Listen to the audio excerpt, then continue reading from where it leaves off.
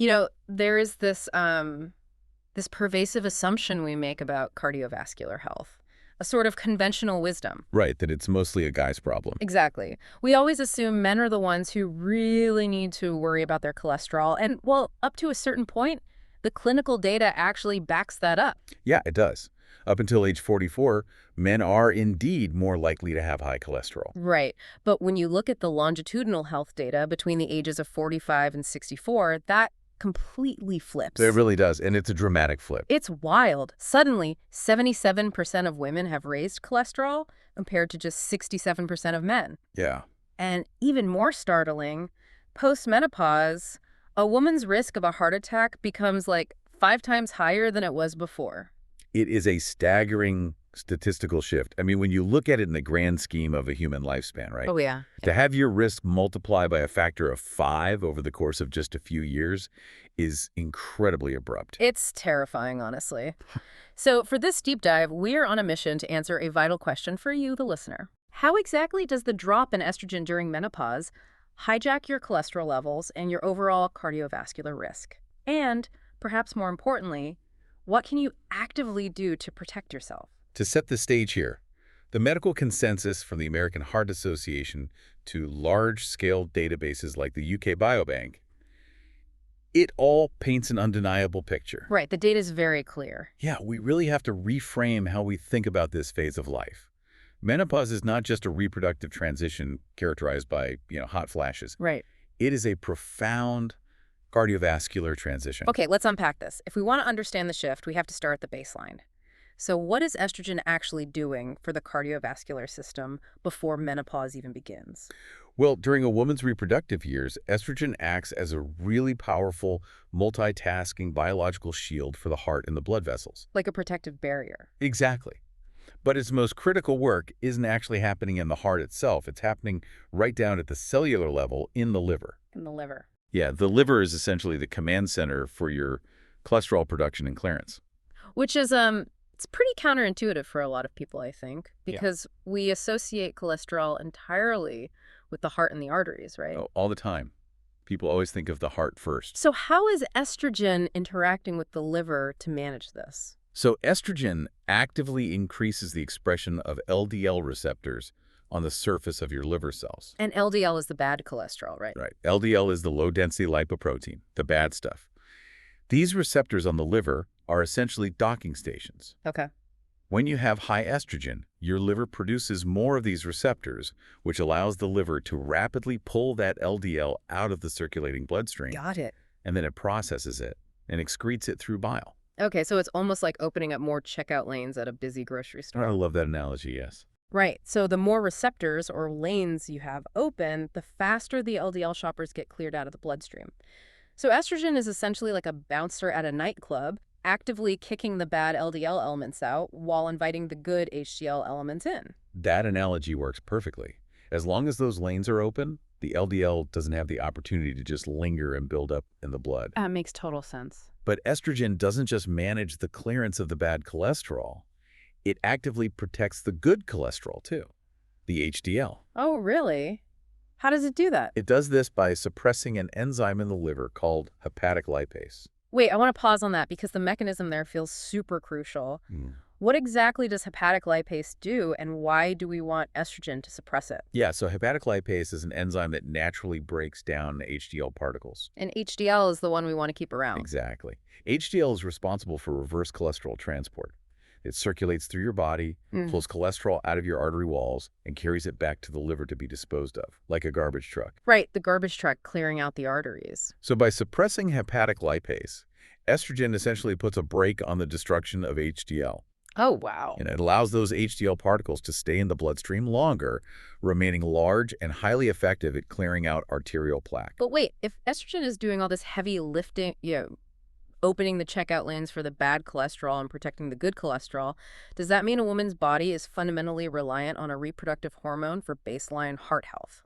Yeah, it basically does. Because that seems like a massive vulnerability in human biology. It is a vulnerability for sure. And it goes even deeper than lipid metabolism, honestly. What do you mean? Well, Estrogen also acts as a potent antioxidant within the blood vessels themselves. It prevents the scavenging of nitric oxide. Nitric oxide. Okay, what does that do? Nitric oxide is a molecule that signals the smooth muscles in your artery walls to relax. It keeps your blood vessels wide open and flexible. Okay, so you have a single hormone doing all this.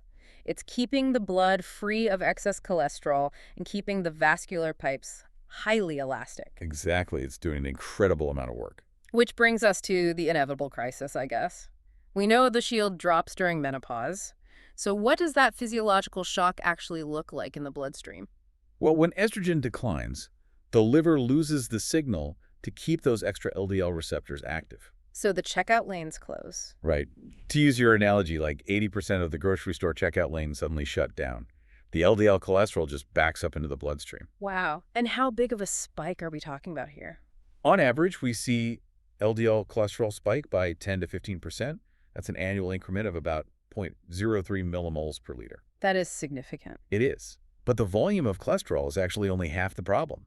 The physical shape of the cholesterol particles completely changes too. And this is where the conversation usually gets oversimplified, right? People just say good versus bad cholesterol. But the physical structure of these particles matters immensely. Massively. Yeah. Before menopause, estrogen helps maintain LDL as large, buoyant particles.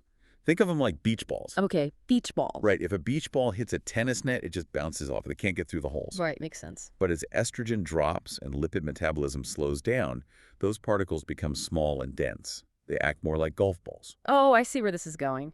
Yeah, these small, dense LDL particles are highly atherogenic. Yeah. Because they're so small, they can easily slip behind the endothelial wall that's the inner lining of the artery. Like a golf ball going right through the tennis net. Exactly.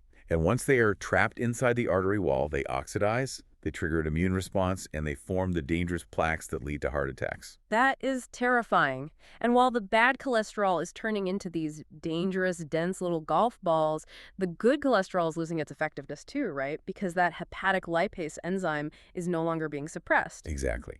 Without estrogen holding it back, hepatic lipase activity ramps up and starts degrading HDL. So your protective garbage trucks are shrinking. Yeah, your protective particles shrink and lose their ability to pull that plaque out of the artery walls. It's a double whammy. There is a detail in the clinical tracking that completely upends how people usually approach this, though. Because this lipid shift, this closing of the checkout lanes, it does not wait for your periods to stop, does it? No, it doesn't. And that's a huge misconception. The sources show the deterioration can begin up to 3 years before the final menstrual period. What's fascinating here is that this premature chaos isn't solely caused by the drop in estrogen. Wait, there's another culprit? Yeah, it's actually a two-front war. As you enter perimenopause and your ovaries become less responsive, your brain tries to force the issue by pumping out massive amounts of another hormone called follicle-stimulating hormone, or FSH. Oh, wow. And FSH isn't just a bystander in the cardiovascular system. Not at all. Recent clinical findings show that higher levels of FSH are independently linked to elevated total cholesterol and LDL cholesterol. Independently linked. So it's doing its own damage. Exactly. There are actually FSH receptors in the liver. And when they are overstimulated by this hormonal spike, it appears to drive up lipid synthesis directly. Even if your estrogen levels haven't completely bottomed out yet? Right, even while estrogen is still fluctuating. So if you are listening to this and you are in your early 40s and you're maybe thinking, well, I haven't had a hot flash yet, so I don't need to worry about my heart health, you might be missing a crucial window. Precisely. Because the structural changes to your cholesterol are already happening behind the scenes. Yeah, waiting for the classic symptoms of menopause to address cardiovascular risk means you are arriving late to the fight. So we have a scenario where the blood is suddenly full of smaller, denser, plaque-building cholesterol. But let's look at the plumbing itself. You mentioned nitric oxide earlier. How do the blood vessels physically react when they lose that estrogen protection? Well, to understand the physical impact, we can look at the data from the UK Biobank cohort. They analyzed over 52,000 women. That's a massive sample size. It is. And cardiologists use a metric called the Arterial Stiffness Index, or ASI. They found that postmenopausal women show significantly higher arterial stiffness compared to premenopausal women. Even when adjusting for age. Yes, exactly. Even adjusting for age, the menopausal transition itself drives that stiffness. And how does that stiffness actually manifest? Like, why is it so dangerous? Well, without estrogen protecting that nitric oxide, the endothelial cells lining the arteries can't signal the vessels to dilate properly. The arteries physically lose their elasticity. So they can't stretch. Right. Instead of expanding and contracting like a flexible rubber hose with every heartbeat, they become rigid, more like lead pipes. Lead pipes. And Wow. when the arteries are stiff, the heart has to generate significantly more pressure to force blood through them. This drives up blood pressure and causes the heart muscle itself to thicken and overwork. And this vascular stiffening isn't happening in a vacuum either. It's accompanied by a major shift in how the body stores fat, right? Yeah. Driven by the new estrogen to androgen ratio. Yes, that's another huge factor. During the reproductive years, fat distribution typically favors the periphery of the body, the hips and thighs. Right. This is subcutaneous fat, which is relatively harmless from a metabolic standpoint. But post-menopause, fat centralizes in the abdomen, surrounding the organs. And this is what we call visceral fat. Exactly, visceral fat. And visceral fat behaves completely differently than subcutaneous fat, right? It's not just inert energy storage. Not at all. Visceral fat is highly active endocrine tissue. It continuously secretes inflammatory cytokines, which are chemical messengers directly into the portal vein that leads straight to the liver. Straight to the liver again? Yep. And these cytokines signal the liver to ramp up systemic inflammation and reduce insulin sensitivity. Here's where it gets really interesting, because we are looking at a compounding biological perfect storm. It really is a perfect storm. Your arteries are becoming rigid lead pipes at the exact same time your blood is carrying more of the dense, sticky, plaque-forming golf ball cholesterol. And visceral fat is actively pouring inflammatory chemicals into your liver, messing with how you process insulin. If we synthesize all those mechanisms, it completely explains the grim statistics we started with. Right. This perfect storm is why a woman's risk for metabolic syndrome becomes 2 to 3 times more likely post-menopause. It's the physiological mechanism behind that terrifying 4-fold increase in cardiovascular disease risk within just a decade. Okay, that is a really heavy reality to process. But the goal here isn't just to explain the biological inevitability, right? It's to find the manual overrides. Absolutely. We have agency here. Since the cardiovascular landscape has fundamentally changed, how do you adapt your lifestyle to fight back? The absolute first step, which is just non-negotiable, is testing. Because you can't feel it happening. Right. The arteries don't have pain receptors. High cholesterol and arterial stiffness have 0 symptoms until there's a catastrophic event. So what should women be asking for? You need a comprehensive lipid panel every 1 to 2 years, starting in perimenopause. You have to know your baseline LDL, your HDL, and ideally your particle size, so you can track the shifts early. And once you have those numbers, clinical guidelines strongly point to specific lifestyle interventions to push back against the hormonal changes.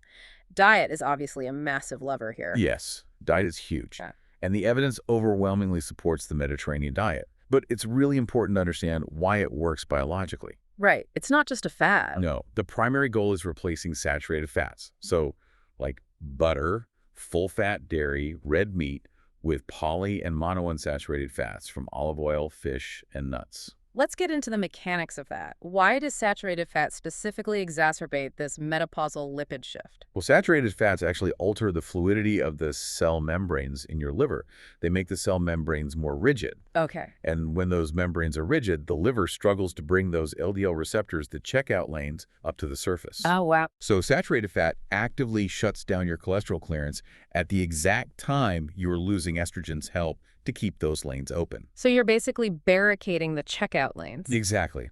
Swapping to unsaturated fats keeps those cell membranes fluid and the receptors functioning as efficiently as possible. That makes so much sense. Now, regarding exercise, the baseline recommendation is always, 150 minutes of moderate intensity per week. But there is a detail in the research that I found completely counterintuitive. So the timing. Yes, when you exercise actually matters for how your body processes this cholesterol. Yeah, this is an emerging and highly crucial area of study called chronobiology. Chronobiology. Right. Studies comparing morning physical activity to afternoon or evening physical activity showed that morning workouts were significantly more effective at improving the LDL to HDL ratio. So what does this all mean? If someone is an evening gym goer because of their work schedule, are they just doomed to have inferior lipid profiles? Is this just an optimization trick? No, you're definitely not doomed. Any exercise is vital. But you might be missing out on an optimization mechanism. How does it work? If we connect this to the bigger picture of circadian rhythms, your lipid metabolism operates on a biological clock. In the morning, particularly if you are in a fasted state, your body's cortisol and growth hormone levels naturally peak. Okay, and that does what? That mobilizes free fatty acids. Exercising during this specific hormonal window forces your muscles to preferentially use fat for fuel. Oh, interesting. And that seems to have a profound downstream effect on how the liver processes LDL and HDL throughout the rest of the day. And it's not just about the lipids, right?